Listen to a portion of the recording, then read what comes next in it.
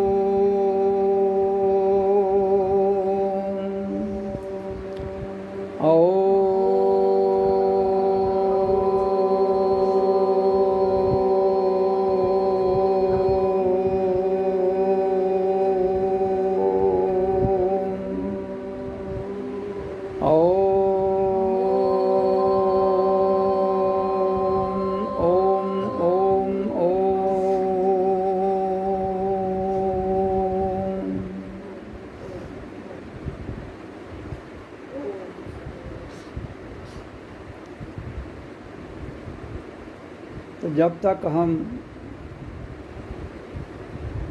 अपने भीतर नहीं जाएंगे तब तक हमें सत्य की समझ नहीं आएगी। हमारा गुरु हमारे भीतर है, जिसको मिलना है वो भी भीतर है, सुनने वाला भीतर, सुनाने वाला भीतर, और बाहर ओंकार की ध्वनि जो है वो जगाती है हमें। जब तक हम जागेंगे नहीं तब तक गुरु से मेल नहीं होता है, भीतर के गुरु से। इसलिए जीवन के रहते हुए हमें जब नाम दीक्षा दी जाती है तो हर शब्द का कोई ना कोई मतलब होता है। जैसे ओंकार का अर्थ है अपने अंदर ऊर्जा को एकाग्र करना, जब हम ओम बोलते हैं तो हमारे अंदर जो बिखरी हुई ताकतें हैं, मन, बुद्धि, इंद्रियां, सोच, विचार, वो सब एक समीकरण में, एक भाव में एकाग्र हो जाते हैं। तो जब वो एकाग्र हो जाते हैं तो उनकी एकाग्रता के बाद हम जब ध्यान में बैठते हैं तो सोहंकार की ध्वनि निकलती है कि मैं और वो एक ही हैं। सोहं का मतलब होता है मैं और वो एक ही हैं, दो नहीं। तो ये सारा यात्रा आंतरिक है, कोई बाहर की यात्रा नहीं है। बाहर तो एक रचा हुआ प्रकृति का नज़ारा है, जैसे हम आंखों से देखते हैं, कान से सुनते हैं, बाहरी कान है ये, जीवा बाहरी है, ये बाहर से बोलती है, भाषा भी बाहर की है, तो ये सुनी जाती है। लेकिन हमें तो एक ऐसी शांत आनंद में जाना है जहाँ तो कुछ भी नहीं है, जहाँ ना ओंकार है, ना सोहंकार है, ना ररंकार है, ना सत्यकार है। उससे आगे एक परमात्मा का आनंद की वर्षा हो रही है। लेकिन जब तक हम स्टेप बाय स्टेप आगे नहीं जाएंगे तो हम किसी गड़बड़ अवस्था में जा सकते हैं। जैसे कायदे के बाद दूसरी, तीसरी, चौथी, पाँचवीं, छठी, सातवीं, आठवीं, नौवीं, 10वीं ऐसे। तो जब कभी कायदा और फर्स्ट सेकंड का इकट्ठे एग्ज़ाम दे के थर्ड में जा सकते हो, इससे ज़्यादा लंबी छलांग नहीं लगा सकते। इसलिए स्टेप बाय स्टेप ही चलना आपके जीवन के लिए अच्छा रहेगा, तभी आप अपने गुरु से मिल पाएंगे।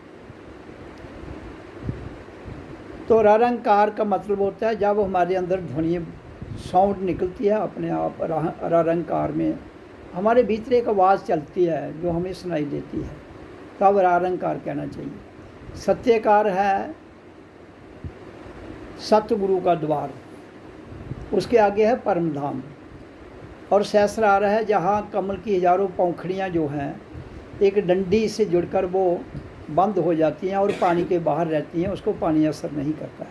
तो कहता है हमारे हजारों विचार जो हैं वो शांत होके एक शब्द में, एक गति में रहते हुए शांत रहते हैं।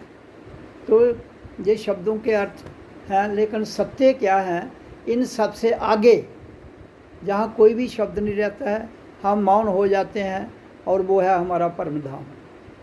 जो सतगुरु के आगे की बात है वो परम धाम है। तो फिर हम जब तक हम अपनी ऊर्जा को, हमारी ऊर्जा कहाँ बैठी है, मूलाधार में। मूलाधार, स्वादिष्ठान, मणिपुर, अनाहत, विशुद्ध, आज्ञा, ये 6 चक्र हैं, और सहस्रार 7। तो ऊर्जा हमारी सारी नीचे चली जाती है, कहाँ, मूलाधार में। मूलाधार कौन सा स्थान है, जहाँ हम बैठते हैं, इसके बीच रीढ़ की हड्डी का जो लास्ट मनके का नीचे चोंच होती है हड्डी को, उसको मूलाधार कहते हैं। तो हमारी सारी ऊर्जा वहाँ जमा रहती है।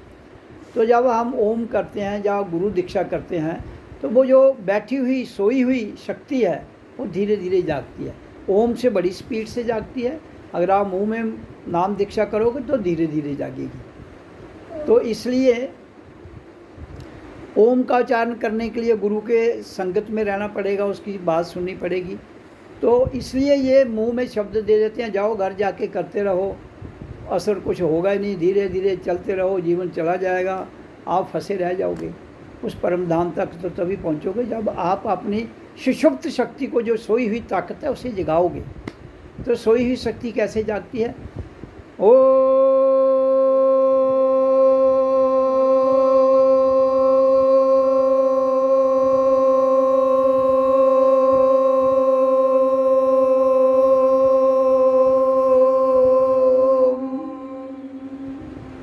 ये आवाज़ यहाँ मूलाधार की आवाज़ और है, लेकिन हम डायरेक्ट जहाँ से करवाते हैं, छठे चक्र से, जहाँ से ओंकार की ध्वनि निकलती है, फिर सोहंकार की ध्वनि निकलती है।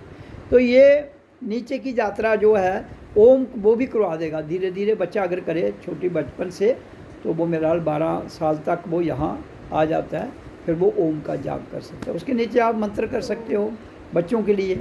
लेकिन अब आप लोग तो कोई 25 साल का हो जाता है, 20 का, 30 का, तो फिर तो उसको नीचे से अगर शुरू करेगा तो फिर तो उसको, क्योंकि नीचे उसकी इतनी वो शक्ति पक्की हो जाती है कि फिर वहाँ से वो हिल ही नहीं सकता है।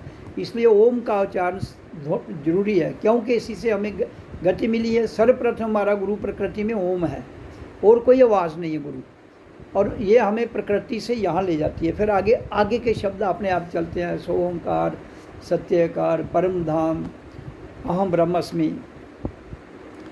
तो ये गुरु लोग इसलिए छुपा के रखते हैं कि कहीं आदमी ये भाग ना जाए, क्योंकि इसको अगर हमने ओम, खुद तो उन्होंने ओम नहीं करते हैं, इसलिए वो खुद बता नहीं सकते हैं, क्योंकि ओम की शक्ति को कंट्रोल करने के लिए बहुत बड़ा साक्षात गुरु चाहिए सिर पर, नहीं तो आम गुरु उस पर कंट्रोल नहीं कर पाएंगे। तो इसलिए मैं कहता हूँ कि अगर आप ओम को करोगे तो मूलाधार से जो शक्ति है ये उठेगी। ये ऐसे सर्प कुंडली की तरह सुषुप्त शक्ति बैठी है। वो ध्वनि जब हम करते हैं ओम,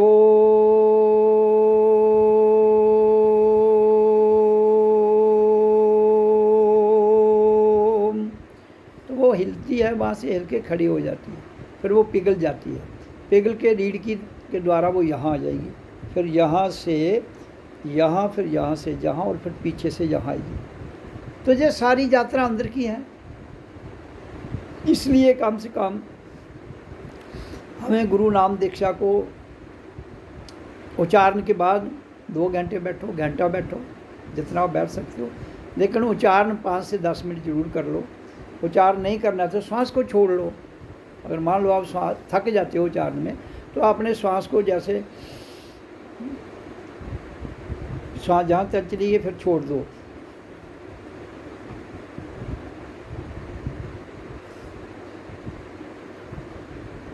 तो इस तरह कर लो, फिर भरो।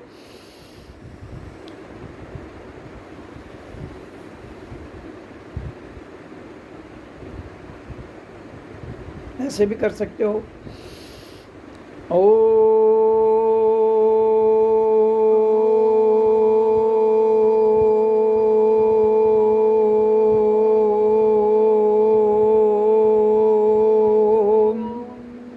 ऐसे भी कर सकते हो, फिर भरो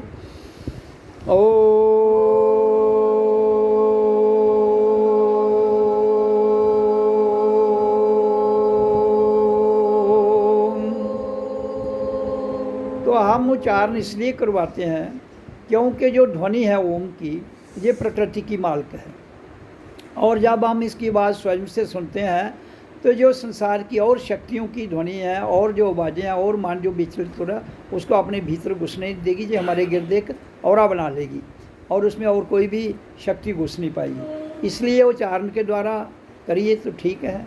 अगर कभी थक जाते हो तो जो मैंने बताया श्वास को लेकर छोड़ना, उस प्रतिक्रिया से भी इसको कर सकते हैं। और फिर उसके बाद मैंने दूसरा स्टेप दिया, श्वास लेकर रोकना, फिर उसको छोड़ना। वो फिर उसके बाद बताया कि ध्यान लगाना है, सिर्फ गुरु दीक्षा करनी है तो श्वास आएगी जाएगी देखनी है, और शांत बैठना है। वो शांत आप घंटा बैठिए, 2 बैठिए, वो आपकी इच्छा है, तो वो ध्यान की बात।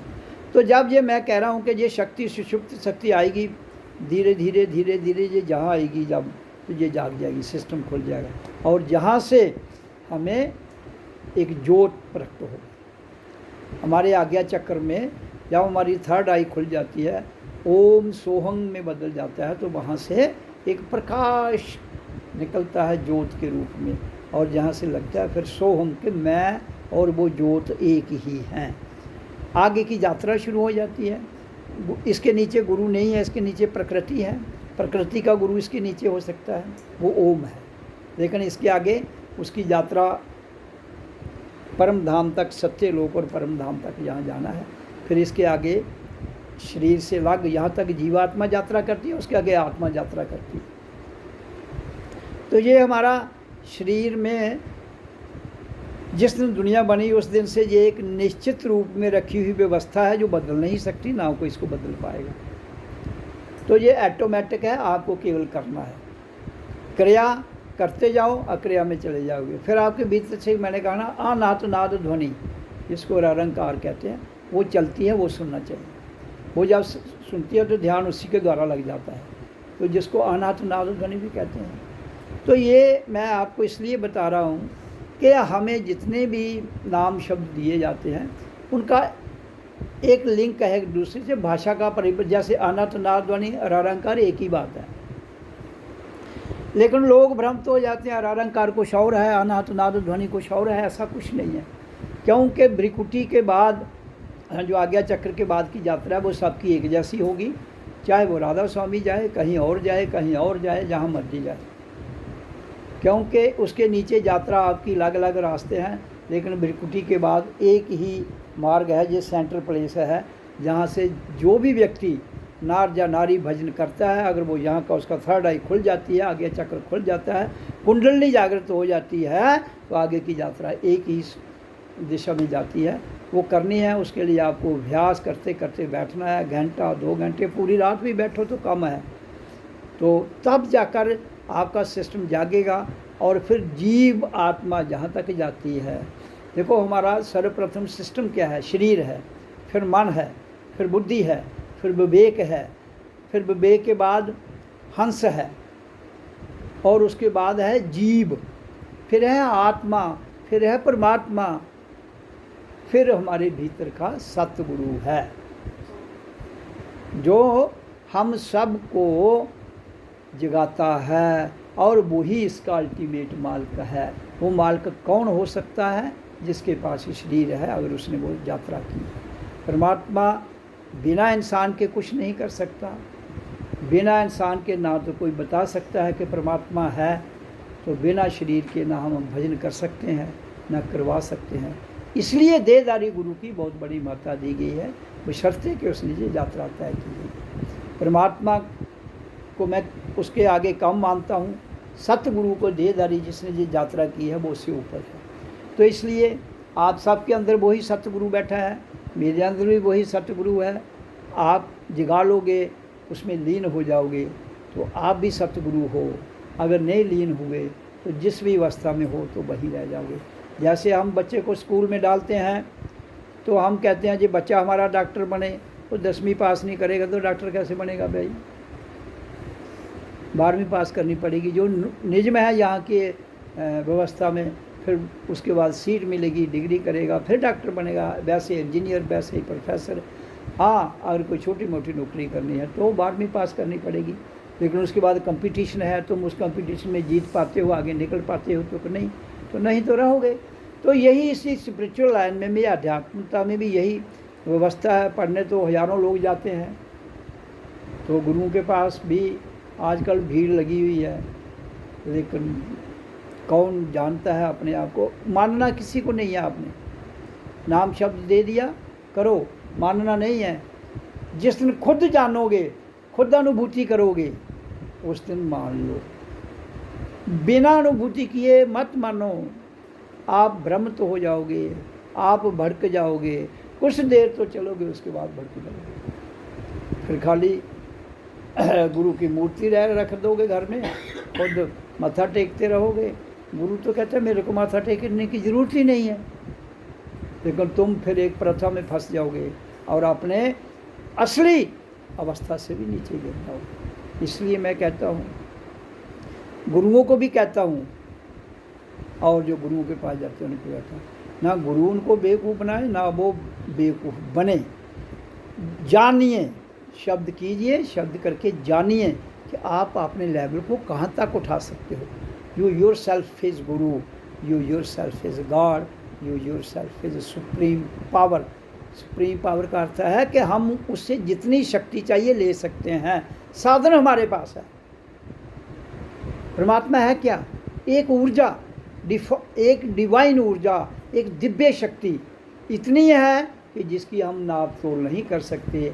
जिसका हम नाप तोल नहीं कर सकते, हमें कितनी चाहिए वो ले सकते हैं, लेकिन वो लेने के लिए हमारे पास साधन चाहिए, शरीर, और फिर तार। जहाँ से आज्ञा चक्र के आगे जब हम जहाँ जाएंगे, तो जहाँ से हमारी जो तार निकलती है वो पूरे ब्रह्मांड में फैलती हुई एक अपना दायरा बना लेती है। तो ये है सतगुरु की लाइन। इसमें चलते रहिए, भजन करते रहिए। ये कब तक करना है? जब तक जिंदा हैं। ये नहीं कि रोटी खा ली और भजन भूल गए, ऐसा नहीं होता है। लेकिन इंसान चूँकि व्यवस्था में फंसा हुआ है, माया और भौतिकता का बहुत बड़ा दबदबाव है इंसान पर, इसलिए माया के चक्कर में वो चक्कर खा जाता है।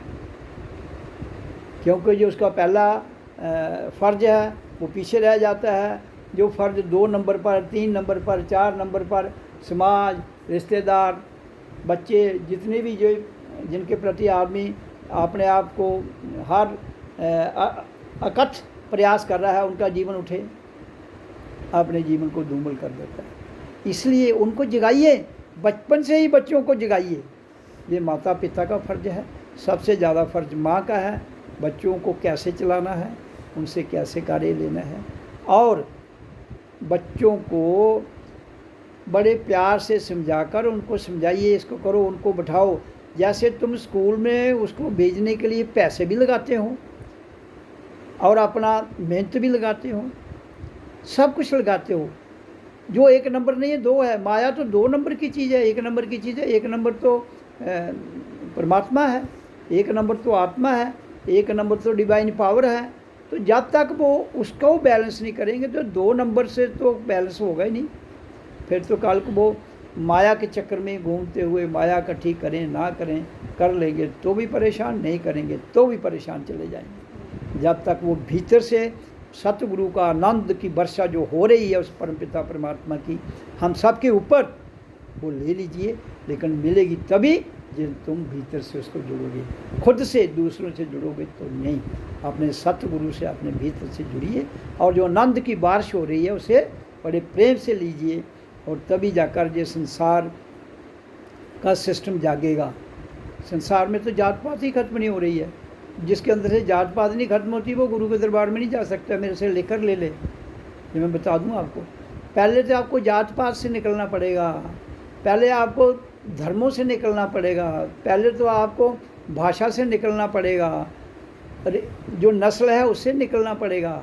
हम सब इंसान हैं, बस इतना याद रखना है, हम सब इंसान हैं, सिर्फ इतना ही याद रखना है और इसको प्रैक्टिकली जीवन में उतारना है। और हमारा धर्म है इंसानियत और हमारा लक्ष्य है रूहानियत। इसके अलावा कोई ब्राह्मण, खत्री, वैश्य, शूद्र नहीं है। अगर इस झंझट में पड़ गए तो कभी भी सतगुरु के भजन के द्वारा, दीक्षा के द्वारा आप चंद दिन तो उसकी लगन में रह जाओगे, बाद में भटक जाओगे। तो पहले ये जानो कि क्या हमने भीतर से जात पात हटा दी है, अंतःकरण से, बाहर से नहीं।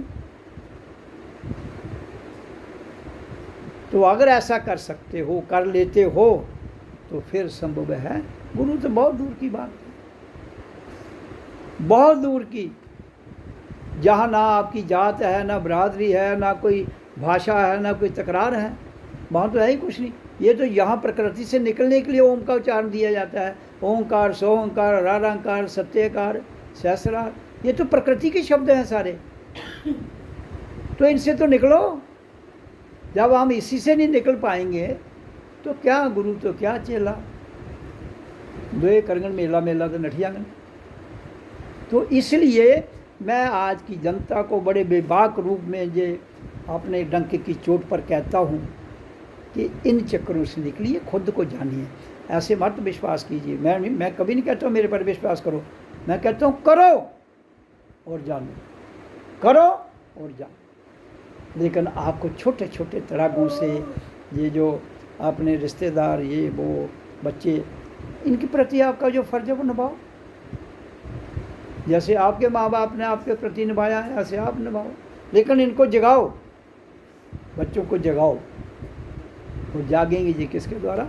गायत्री मंत्र दे दो बच्चों को, ओम का उच्चारण करवाओ, तभी वो इस लाइन में आएंगे। नहीं तो आज के युग में जो भौतिकता की चकाचौंध है, जैसे आज के युग में क्या क्या नहीं है हमारे हाथ में, मोबाइल, टेलीविज़न, रेडियो, टेक्नोलॉजी, और इतनी खाने पीने के पदार्थ जिसको कहते हैं छप्पन पदार्थ हैं। आप मार्केट से छप्पन पदार्थ है, मार्केट में बैठो खा लोगे, नोट चाहिए।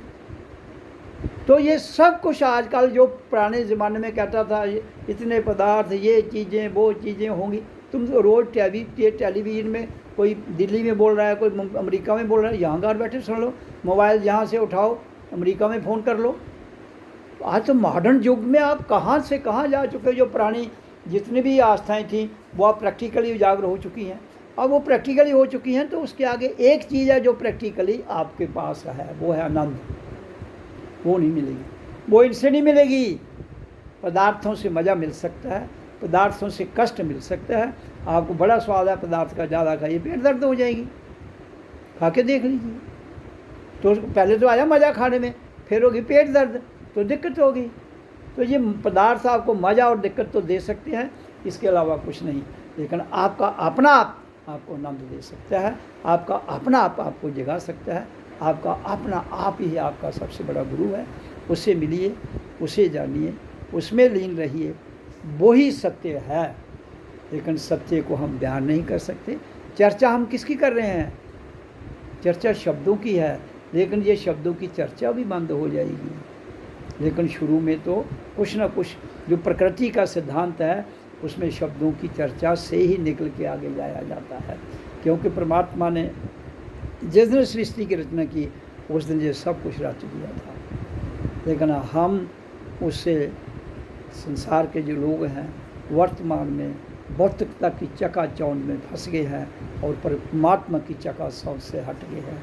परमात्मा की चकाचौंध भीतर है, भौतिकता की चकाचौंध बाहर दुनिया में है। ये आपकी मर्जी है, आप बाहर की चकाचौंध ले लीजिए या भीतर की। मैं तो कहता हूँ दोनों लीजिए, एक से अधूरे रह जाओगे, दो से पूर्ण हो जाओगे। ओ